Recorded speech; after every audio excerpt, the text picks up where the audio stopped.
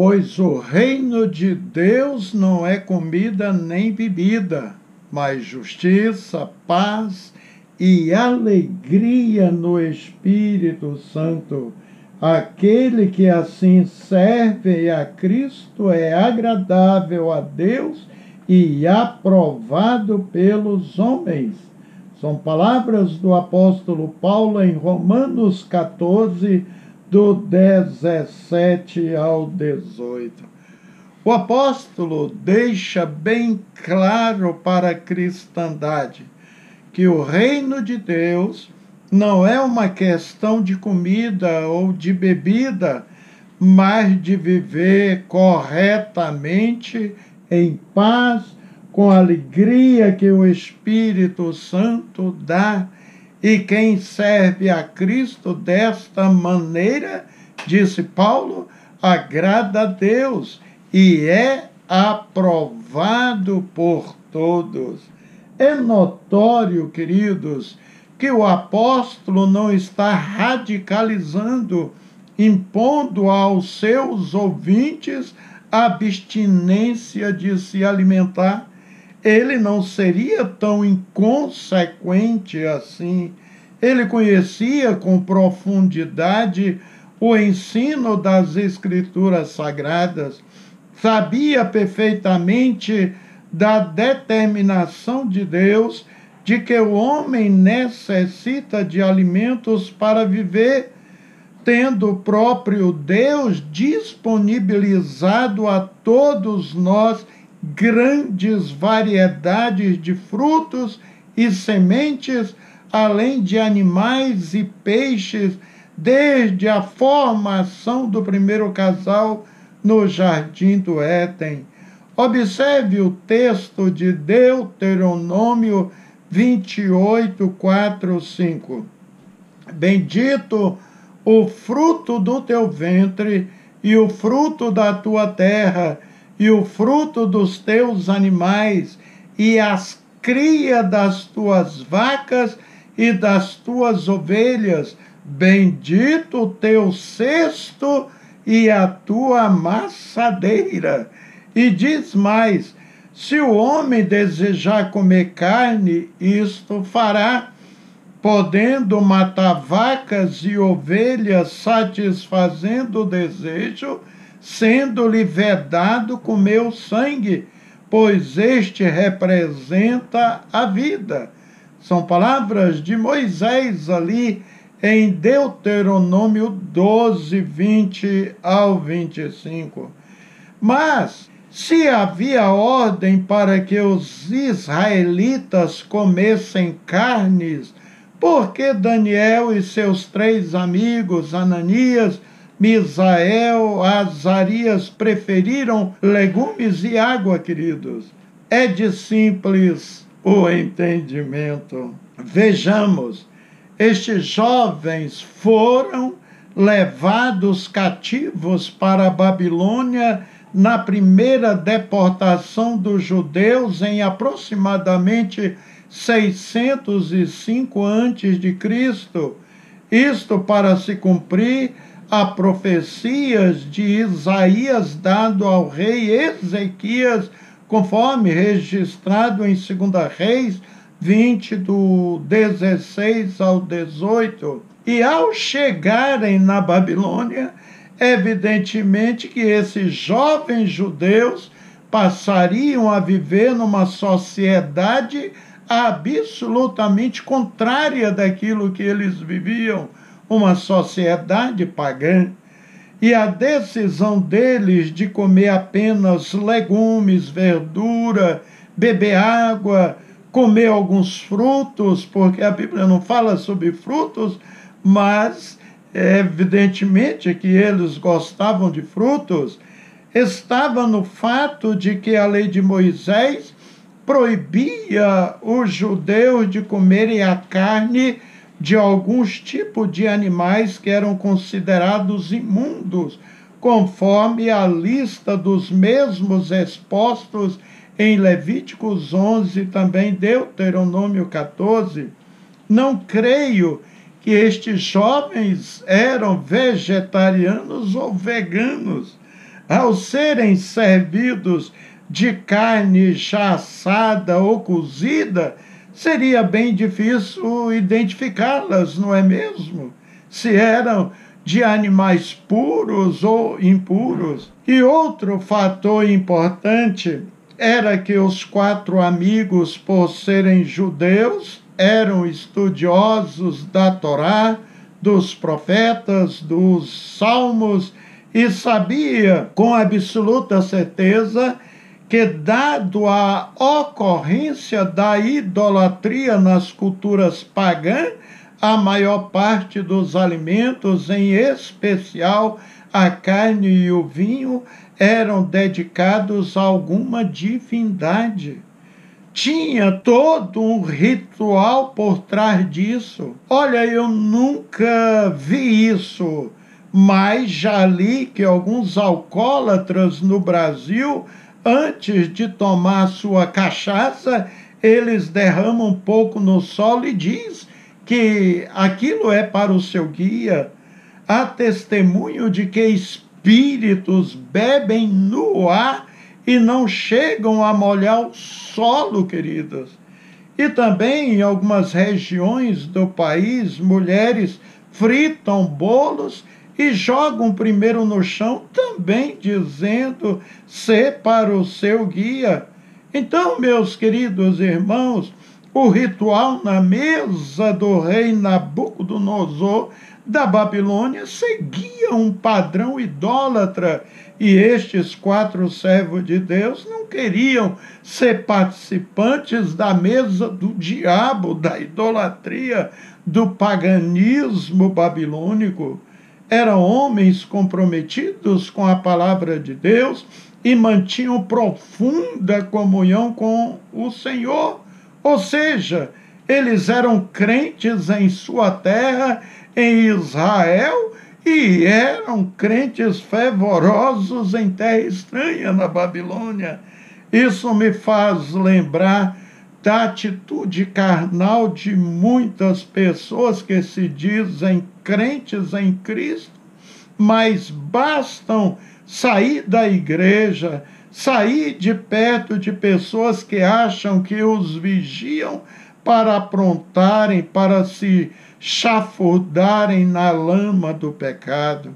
Ah, ninguém está vendo mesmo? É o que pensam.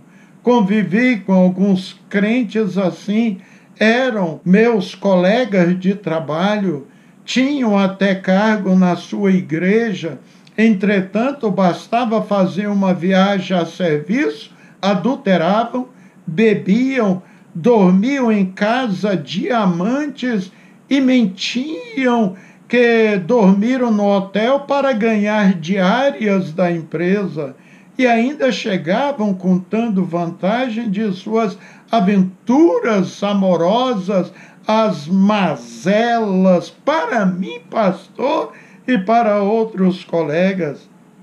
Eles se esquecem que o olho de Deus tudo vê. O salmista se expressou assim: para onde me ausentarei do teu espírito? Para onde fugirei da tua face? Se subo aos céus, lá estás. Se faço a minha cama no mais profundo abismo, lá estás também. Salmo 139, 7, 8. Salomão disse: os olhos do Senhor estão em toda parte, observando atentamente os maus e os bons. Provérbios 15, 3. Esses crentes que eu citei, queridos, esquecem que terão que prestar conta a Deus pelos seus atos. Em Romanos 14, 12 está escrito: de maneira que cada um de nós dará conta de si mesmo a Deus. E em 2 Coríntios 5, 10, o apóstolo Paulo diz assim: porque todos devemos comparecer ante o tribunal de Cristo, para que cada um receba segundo o que tiver feito por meio do corpo, bem ou mal. Então, não se esqueça, meu querido irmão, Você deve ser um autêntico servo de Deus, se deseja ir para o céu. Daniel e seus 3 amigos eram crentes de fato, realmente servos do Senhor em sua casa e fora também. Agora, voltando ao nosso texto em que Paulo diz: porque o reino de Deus não é comida nem bebida, Romanos 14, 17, o que o apóstolo Paulo tem a nos ensinar? Ele ensina que o reino de Deus não é, observe, não é comida ou bebida. Creio que Paulo estava falando, queridos, da glutonaria. Há quem come em demasia, como um porco. Enquanto tiver comida na frente dele, está comendo. O comer em excesso é pecado, sabiam? Pois a glutonaria aparece entre as obras da carne, das quais Paulo disse que os que cometem tais coisas não herdarão o reino de Deus. Vamos ler Gálatas 5, do 17 ao 21. Pois a carne deseja o que é contrário ao Espírito, e o Espírito o que é contrário à carne. Eles estão em conflito um com o outro, de modo que vocês não fazem o que desejam. Mas se vocês são guiados pelo Espírito, não estão debaixo da lei. Ora, as obras da carne são manifestas: imoralidade sexual, impureza, libertinagem, idolatria e feitiçaria, ódio, discórdia, ciúmes, ira, egoísmo, dissensões, facções, inveja, embriaguez, orgias e coisas semelhantes. E eu advirto, como antes já os adverti, que os que tais praticam essas coisas não herdarão o reino de Deus. Observaram? O glutão também não se salvará. Então coma com moderação. A regra bíblica é esta: seja a vossa moderação notória a todos os homens, perto está o Senhor. Filipenses 4, 5. Seja moderado, portanto.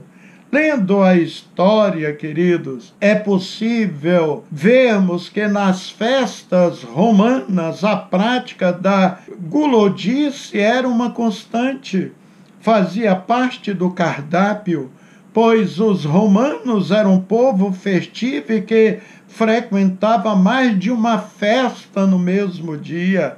Caso não se comesse da fartura oferecida pelo anfitrião, seria uma ofensa. Já no período do Renascimento, ou seja, o movimento cultural que ocorreu entre os séculos 14, 15 e 16, principalmente em algumas cidades italianas, e se contrapunha aos valores católicos cultivados durante a Idade Média. Neste período, comer muito significava uma idolatria que afastava as pessoas de Deus. Mas será que nos dias de hoje estamos muito longe disso, queridos? As Escrituras mencionam o pecado da glutonaria algumas vezes. Em Deuteronômio 21, 20, os pais de Israel são ordenados a levar um filho rebelde e obstinado aos anciãos e dizer a eles: esse nosso filho é rebelde e contumaz, não dá ouvido à nossa voz, é um comilão e um beberrão. Esse mandamento para levar um filho rebelde aos anciãos ainda está em vigor. Os judeus consideravam a glutonaria ser um pecado sério e por isso acusaram o próprio Jesus de ser um homem comilão e beberrão, conforme lemos lá em Mateus 11:19 e Lucas 7:34. Não creio mesmo, queridos, que Jesus comia tanto assim. Acredito que eles falavam isso de Jesus porque, uma vez sendo ele Deus, como podia comer? Então eles não entendiam isso. Esqueceram que Jesus Cristo estava na terra como homem, com os mesmos desejos humanos, só que sem pecado, como lemos. Ele não cometeu pecado, nem na sua boca se achou engano. 1 Pedro 2:22 e Hebreus 4:15 lemos: porque não temos um sumo sacerdote que não possa compadecer-se das nossas fraquezas, porém um que, como nós, em tudo foi tentado, mas sem pecado. Salomão, dando uma aula de boas maneiras, de etiqueta, ele aconselha ao glutão: quando te assentares a comer com um governador, atenta bem para o que é posto diante de ti, e se és homem de grande apetite, põe uma faca à tua garganta. Não cobices as suas iguarias, porque são comidas enganosas. Provérbios 23, de 1-3. E nos versos 4-8 do mesmo capítulo, Salomão disse algo interessante: não te fatigues para enriqueceres, e não apliques nisso a tua sabedoria. Porventura fixarás os teus olhos naquilo que não é nada, porque certamente criará asas e voará ao céu como a águia. Não comas o pão daquele que tem o olhar maligno, nem cobices as suas iguarias gostosas, porque como imaginou no seu coração, assim é ele. Come e bebe, te disse ele, porém o seu coração não está comigo. Vomitarás o bocado que comeste, e perderás as tuas suaves palavras. O apóstolo Paulo nos falou sobre a comida e a bebida também, porque o reino de Deus não é comida nem bebida, como eu li no início, Romanos 14:17. E a Bíblia também fala sobre o álcool contido no vinho. Observe Provérbios 20, versículo 1. O vinho é escarnecedor e a bebida forte alvoraçadora, e todo aquele que neles errar não é sábio. As bebidas alcoólicas são perigosas, ao ponto de Paulo ensinar: e não vos embriagueis com vinho, no qual há devassidão, mas enchei-vos do Espírito. Efésios 5:18. A embriaguez está classificada na Bíblia como as obras da carne.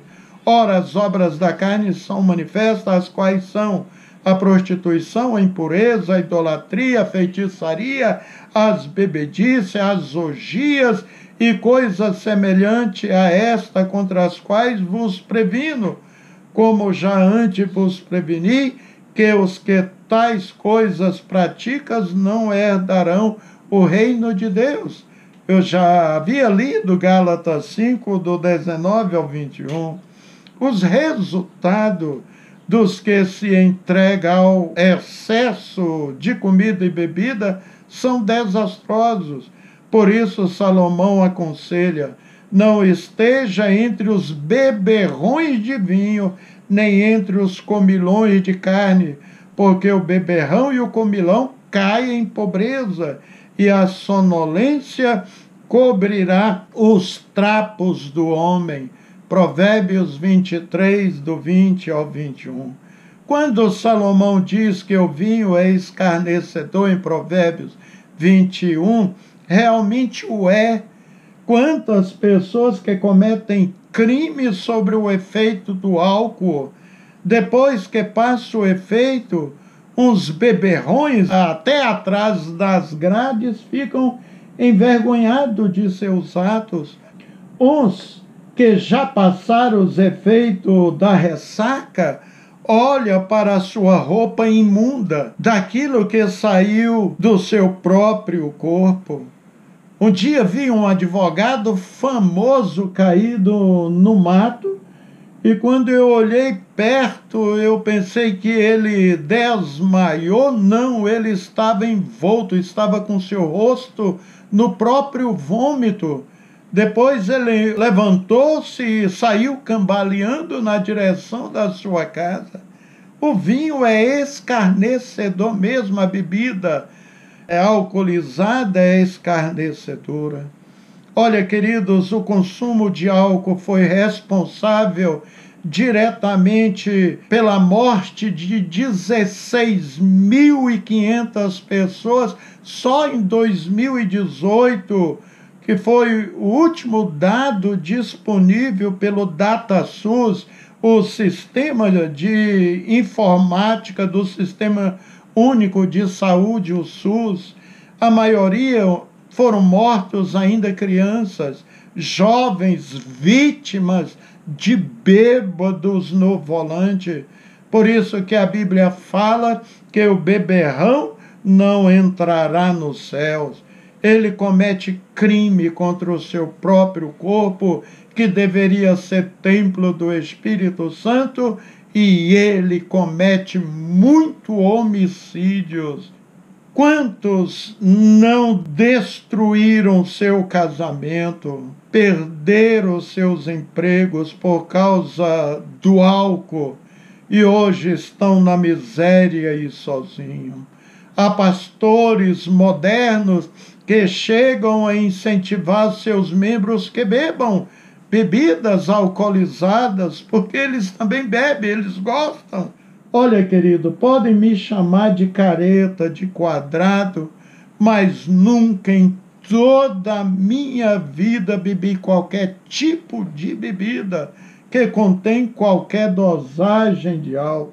Fico com o suco integral natural das frutas, que é uma bênção. E você sabia que o suco de uva puro é uma bênção para o homem? Foi o profeta Isaías, querido, que escreveu isso no seu livro, capítulo 65, versículo 8. Assim diz o Senhor: quando se acha mosto num cacho de uva, dizem, não o despedices, porque há bênção nele. Tem alguns textos da Bíblia que as pessoas interpretam mal, especialmente os adeptos da bebida, para justificarem os seus erros, pois pregam que a Bíblia menciona que o álcool pode ajudar uma pessoa a lidar com angústia. Provérbios 31, 6, 7, Salmo 104, 15 citam. Uns dizem que o vinho é um presente de Deus, porque ele alegra o coração do homem, e que o vinho é uma das recompensas pelo seu trabalho. É registrado em Eclesiastes 9, 7, que eu quero ler. Comer o teu alimento com alegria e beber o teu vinho com um bom coração. E o que o próprio apóstolo Paulo, conhecendo os benefícios medicinais do vinho, ele orientou a Timóteo que não bebesse mais água, mas usasse de um pouco de vinho por causa do seu estômago e dos seus frequentes casos de doença. 1 Timóteo 5, 23. Quanto a esta palavra de Paulo, queridos, o álcool está presente no arroz, no alface, no açúcar e em muitos outros alimentos. Portanto, a dosagem necessária que precisamos, usamos diariamente em muitos alimentos. O certo, queridos, é que Deus cuida dos pardais. Ele prometeu tomar conta de nós. Mateus 6, do 25 ao 34. Nunca devemos pensar em alimento e comida como fins em si mesmo, a serem desfrutados por causa deles, mas devemos lembrar que nosso chamado é buscar o reino de Deus e a sua justiça. Lemos em Mateus 6,33, mas buscai primeiro o reino de Deus e a sua justiça, e todas essas coisas vos serão acrescentadas. Isto é, comida e bebida nos são dados por nosso Pai do céu, para que possamos ter a força para continuar nossa jornada como forasteiros na terra, rumo aos céus, e enquanto estamos ainda sobre a terra, fazermos a obra do reino, nos dado como tarefas por Cristo Jesus. Tão importante é o reino da justiça de Deus, que as suas obrigações excedem comida e bebida. Amém? Oremos ao nosso Deus. A tua bendita palavra, Senhor, tem todos os ensinos para a vida, especialmente para uma vida que agrada a Deus, e para que o nosso bem também, Senhor, a tua palavra tem esses ensinos. Ajuda-nos a permanecermos firmes nos ensinos eternos da mesma, Pai.